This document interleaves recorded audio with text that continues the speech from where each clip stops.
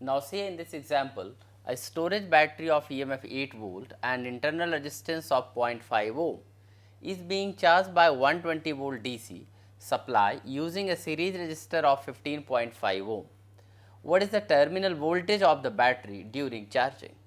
So see here, there is a cell of 8 volt whose EMF is 8 volt, and now having internal resistance of 0.5 ohm, it is being charged by using a resistance of 15.5 ohm and a battery of here 120 volt.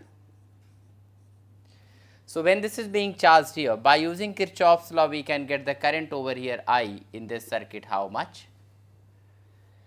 So see here, we can take this loop here in a clockwise. So from here we can write minus 8, this is current is I, minus I into 0.5, then plus 120, and then we can write here minus I into 15.5 is equal to 0, that we have come to here.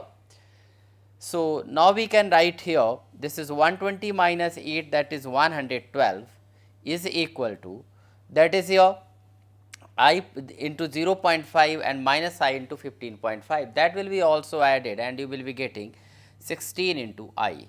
So I is equal to here 7 ampere. So while charging, the current flowing through this circuit is here, that is a 7 ampere.